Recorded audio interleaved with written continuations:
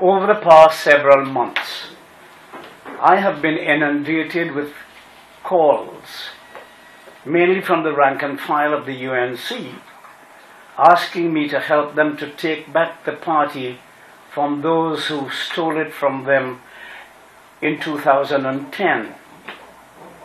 The rank and file of the party, the ordinary people who put the government in power, claim that the UNC is being blamed for the nonsense that is being inflicted upon the country by the PP government, when they, the rank and file, have no say in what is being done in their name. The decisions are taken by a small clique that does not consult or even inform the party of what they are doing or going to do. These members wish to emphasize that this is not a UNC government, neither in name nor in spirit. Yet, the UNC is being blamed for what the PP government foolishly does. They have asked me to appeal to the media, and especially to the PNM in Parliament, to desist from calling the PP government a UNC government. It is not. The rank and file who have been speaking to me claim that the good name of the UNC, the party which they formed from Club 88 in the cold rain and thunder, mud and slush at Aranguez in 1989, is now being given a bad name and a bad reputation by the PP government and those opportunists and Johnnies come lately who now control the party, but who know nothing of the people's struggle to build this party over the past 22 years. These opportunists and hangers-on who have recently emerged out of the woodwork and slipped into state boards are now reaping the rewards of the struggle of the ordinary people, while the rank and file are being treated as dirt and garbage. These sycophants continue to ignore the plight of the very people who put them in power. The ordinary members of the UNC cannot even meet their parliamentary representatives, even when all they may need is a shoulder to cry on. It is clear to me that the rank and file of the party thinks that the time has come for them to take back their party, and they have been asking me to lead in the struggle to take back their party when the next party internal elections of the party takes place. These elections are due early in the next year. Over the past few weeks, I have been giving this request serious thought and deeply considering this matter as to whether I should not or should do so.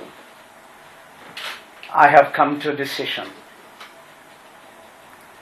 I have decided to accede to their request to lead the fight of the ordinary people, the rank and file, to take back the party, but on certain conditions. A, we shall put up a full slate of candidates in the next internal party elections, which are due in a few months' time. B, I want no office. I emphasize, I want no office. I shall serve in an advisory capacity only.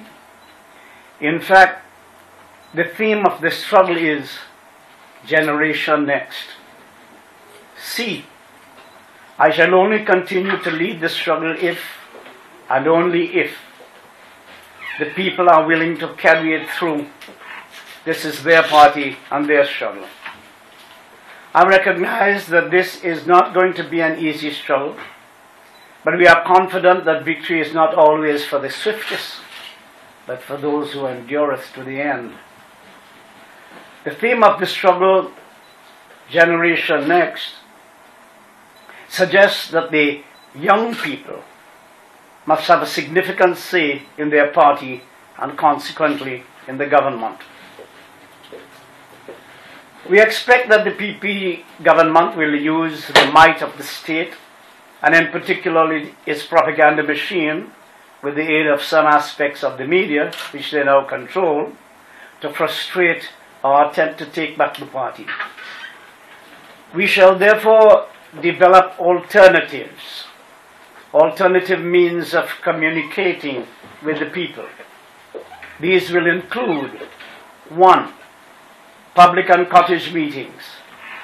2. The use of the internet, including a website. 3. Facebook and other social networks on the internet. 4.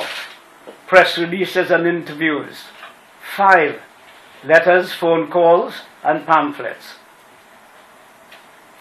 Our website address is takebacktheunc.com, and our telephone number for the time being is 636-3507. We shall inform you of other numbers at a later date as and when they become available.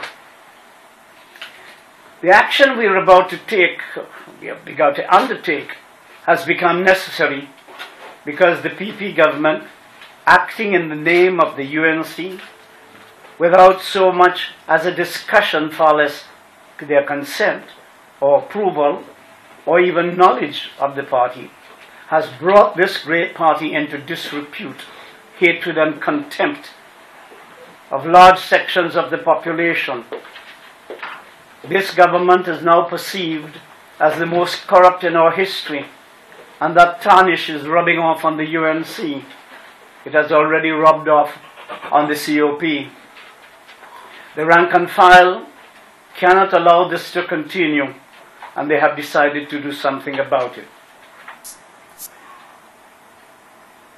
I support their struggle because I believe that the owners of the party, the rank and file of the party, the blood and sinews of the party, have a duty to restore the party to its pristine glory, to retrieve the good name of this great party that became so strong that in less than 6 years it was able to defeat the mighty NAR and the perennial PNM on its own, not once but twice. Among the things we have to do are restore our struggle for national unity, for which the party has fought so long and which was so severely fractured by the PP government when they alienated the Muslim community from the rest of the society by making false allegations against some of its leaders. And when they compounded this senseless act of divisiveness by alienating many of our Afro-Trinidadian and Tobagonian brothers and sisters, and particularly the youths, by arresting and imprisoning them without charge and without evidence. We must restore investor business and consumer confidence in the economy with a cleverly defined plan for job creation and economic growth. The real UNC had such a plan. The PP government has abandoned the UNC policies and programs by which we, a truly UNC government, had reduced crime to the lowest level in the country had ever seen. And we did it without any state of emergency. We also had a plan that reduced unemployment from 18 to 10% between 1995 and 2001, not by creating further make-work programs, but by creating some 80,000 permanent and well-paid jobs. We have to restore pride in the party's color and remember and respect the creation of the Orange Revolution, of the true UNC. Our party color has been demeaned and disrespected by transforming it into a puppy show. It now represents the corruption of CPEP and URP. The party must be strong enough to demand that the government must keep its promises to the people. Indeed, that must be one of the most important tasks of the newly empowered UNC. But it cannot do so if the government controls the party. We believe that the government should not control and dominate the party, but rather the party should be independent and strong enough to influence the government. The party cannot do this if government ministers are also office holders in the party and so control the national executive. In our campaign, we shall suggest to the rank and file that no government minister except the political leader shall also be an officer or an office holder in the party's national executive. When ministers are also officers of the party and members of the national executive at the same time, they have no time to serve the party. They do not even have time to see the constituents. Indeed, I was taking my usual walk in Palmis yesterday evening when I met a constituent of the Oropuch West constituency who told me that he was number 542nd on the list to see his MP. And he has been on that waiting list for 3 months. Similar complaints have been made of almost all other ministers and even some councillors. The General Secretary of the party is employed as a full-time officer in the office of the Prime Minister. How can he serve the party and do his full-time job at the same time? And how can the party have any influence on the government when her employee is the General Secretary of the party? These are some of the thoughts that have spawned the generation next. Thank you. I have copies of what I've just said with a few typographicals, of course, for you, so that if you didn't get it all down, it is there. Can you call Pam and ask if she's ready with the copies? In the meantime, any questions, Mr. Panday? Of course. Unlimited questions. I am not like some people who hold press conferences and run. Okay. Mr. Panday, you said that the rank and file want you to take back the party, but yet you are saying that you want no office. How is this going to play out? No, they have asked me to help them to take over the party, as the document will show. And I will help them by advising them. And not necessarily by holding office. And who is this rank and file you spoke about? This is the first step. You shall see them in due course. This is the first step in what we are doing. Mr. Panday, when you speak about rank and file, how many people are we talking about? I have received hundreds of phone calls, letters. I meet people when I go to functions. And these are the people of the rank and file of whom I speak. Oh, Mr. Panday, recently, as recent as Saturday, we spoke to the Prime Minister, who is the political leader of the UNC. And she clearly indicated that we were referring to the fact that the former Prime Minister, Mr. Manning, had asked that we asked him if he was willing to help the government because he was in opposition. And the Prime Minister rightly said that she was the political leader and she's the one who is responsible for the UNC. Is it that you are just going to try to get back into political? I know you're saying that you're not interested in getting political. And why don't you believe me? Is it that you are going to compete in gaining back the leadership of the UNC? But I just said no. In my, and I'll give it to you in writing. I just said no, I don't want office. And is this political mischief that you're probably instigating in trying to defragment the UNC? I don't understand I don't understand the meaning of that word. Is it that you are trying to destroy the image of the UNC? I'm trying to recreate the image of the UNC, the good image that it has. Its image is being destroyed. Again, as I said, its image is being destroyed. And we must restore the good image of the UNC. UNC had a tremendous image when it ran this country. Mr. Panday, you made reference to the rank and file. Are you referring to members, current members of the UNC, who are you I made referring reference new to. people, the rank and file? Yes. Are these new people that are coming forward? Are they people who have been closely associated with the current government and is now disenchanted and is now asking you to take over? What do you mean by the rank? I am not taking over anything. As I say, the people I speak to, I refer again to the statement I made, are the people who formed Club 88, the people who were in the mud and rain and so on when they formed the party, the people who gave their blood and sweat for 22 years to build this party to become what it is. These are the people of whom I speak. So we are not looking at any fresh blood, any young people coming forward. People from Club 88 generation. are the people who are referred to as the derelicts. Are these derelict? You are referred calling to, my no, I am people. not calling them that. But you I am just saying, did. No, I am saying. No, but that be these careful are with the your. people. When you speak to me, I must be careful with your. Why do you know what that? I am saying is that these are the people from Club 88 that you are referring It to. also includes young people, as we say, and- generation Okay, next. so we are talking about the rank and file and some new people coming forward. Young people. Are these people who are coming forward now, people who are disenchanted with the current government? Oh, yes. That's why they want to take back their party. Mr. Jack Warner is the chairman of the UNC. Yes. Has he been consulted? Or have you made any communication in any way whatsoever as the chairman of the UNC? Well, okay, None whatsoever. No. So are we seeing a fresh UNC coming forward? No. We are seeing the rank and file taking back their party. But Mr. Panday, more than that, persons who would have supported this government in the last general election,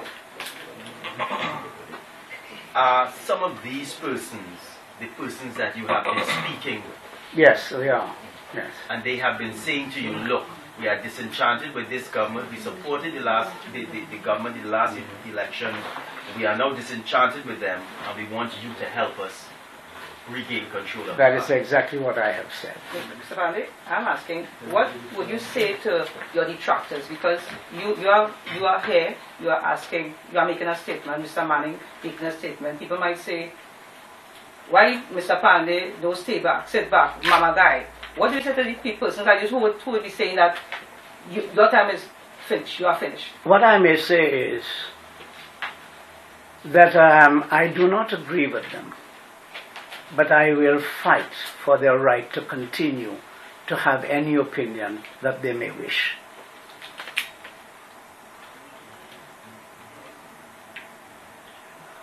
Mr. Panday, over the weekend, the political leader of the COP,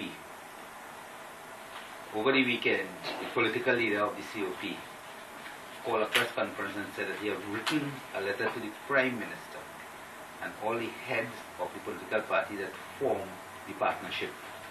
And he have identified certain things that they are disenchanted with. Do you share his view? I believe what is happening is that they are feeling exactly as the rank and file is feeling. That is to say, they cannot escape the tarnish of the perception that they belong to one of the most corrupt governments this country has ever seen. They cannot extract themselves from the government and not carry the blame. They can be part of the government and not be part of the government at the same time. And if the perception of the government is that it's the most corrupt government, how can the COP escape that tarnish? They are part of that government that is perceived as the most corrupt. So, Mr. Panday, the government presently is a coalition government. Yes. And you are targeting only the UNC fraction of this partnership. Is that what you're looking at? The UNC only? Yes. Yes.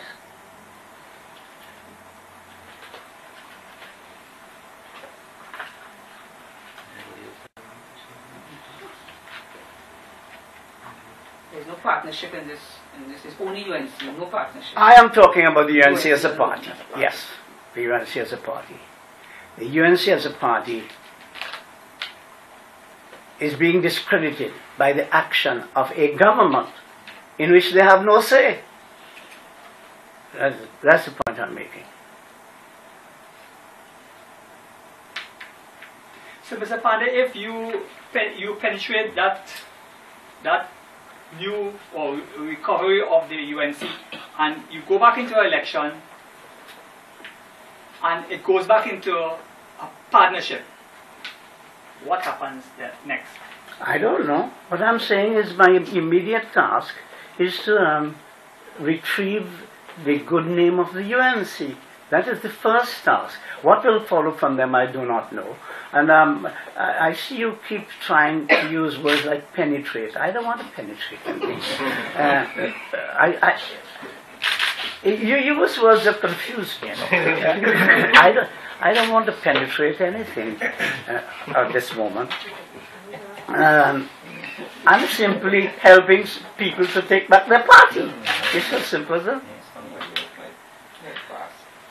Recently, we had the visit of the president of Cuba here in Trinidad to attend the Caribbean Summit, and the government was debarred from using the Trinidad Hilton Hotel. As a result, the venue had to be changed. In your capacity as a legal mind, as a former Prime Minister, do you think that our government handled the situation properly? Well, I certainly thought that if they had done it in time and the Hilton had indicated that they couldn't accommodate the Cubans, then they could have found another hotel. And therefore, in that sense, yes, they shouldn't wait till the last moment to find out that they are barred from the hotel and will have to go to look for somewhere else. And the issue would not have risen, is that they would have got in touch with the managers of the hotel, and the hotel would have said, no, we cannot accommodate you. And then you say, okay, thank you very much. And they'd book somewhere else. But our government is a stakeholder in the ownership of the Trinidad Hilton. Not a stakeholder, I think they own it, if I am not mistaken. Right. If you were the head of government, how would you have handled that situation? I wouldn't have got myself in that foolish position in the first place.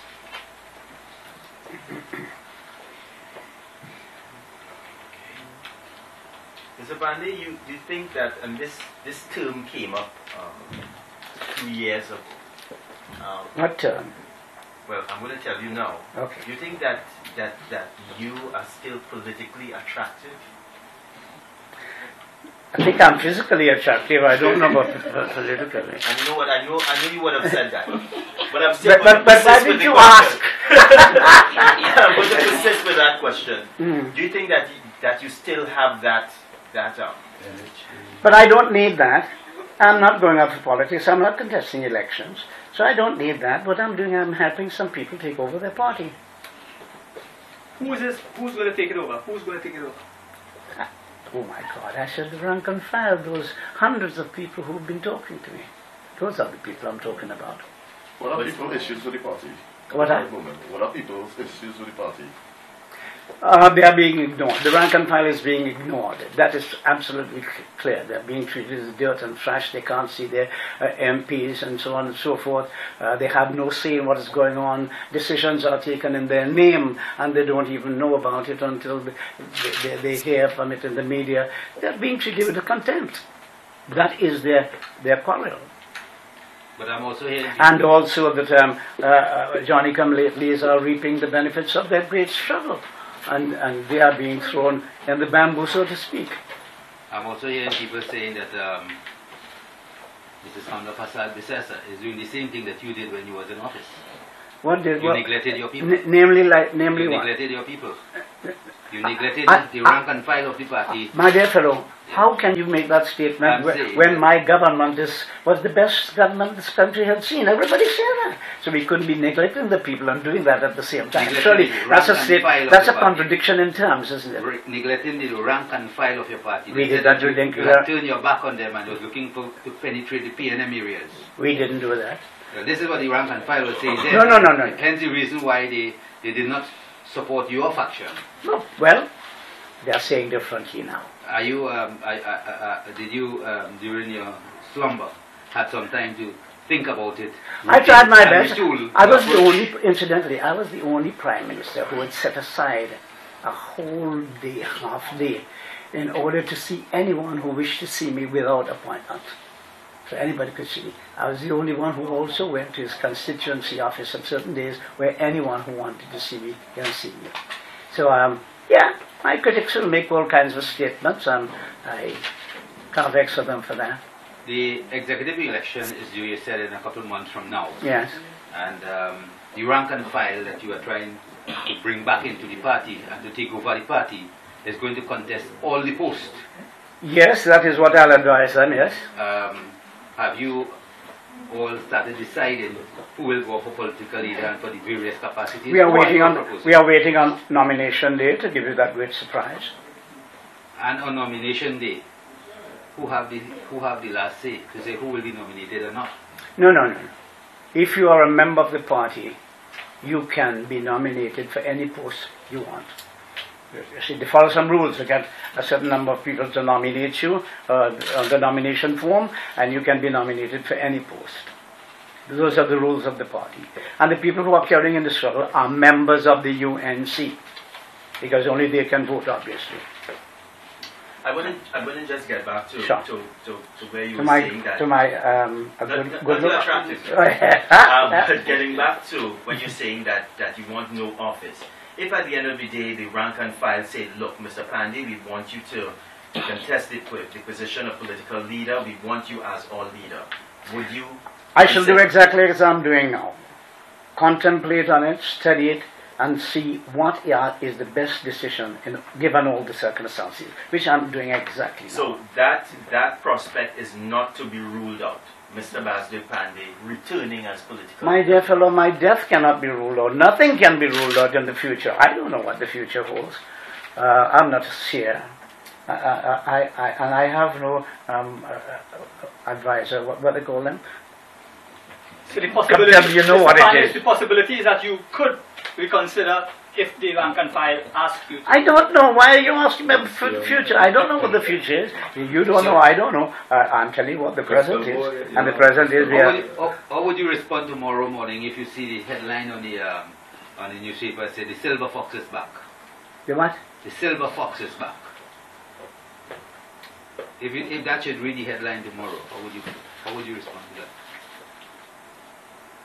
I don't know. I wouldn't know how to interpret it. When they say he's back, I don't know what would that mean. If that, I wouldn't know what it means, but it would look good. I wouldn't know what. That's it. He's still a fox there. Now, on my way here in the taxi, I was coming in. I heard a conversation amongst the passengers. They said that Mr. Manning is trying to make a comeback, and now Panday called a press conference like he too trying to make a comeback. Well, after this press conference, they'll find out that they have been wrong. Okay, thank you for your time, sir. My pleasure. There are copies. Sorry, Yes, darling. yes. There are copies. There are copies. Mr. Panday, Sure. Yeah. would you like to see the embargo on Cuba lifted? Oh, but certainly. When I was in CARICOM, chairman of CARICOM, and member of CARICOM as Prime Minister, that had been our position, and that position I have not changed. I certainly believe it should be. Copies available. Could you ask them to give up? Here, guys, these are copies, I think, if you wish. I agree here. I have They have some time. I think, yes, they have some time. Why are you taking so many? You learn it too. So he working for CNC, CNN, he works about 5 stations. I work with 9 radio stations and all these stations. All right. So when you didn't see the rest of the cameras here, It's because you. chatted some guy or something. He's the next Ivan. He's the next Ivan, so to say. You're playing Ivan Jones here, what? Oh, John Ross, which one? Oh, Hanraj? How is my friend Hanraj? He's very fine, sir.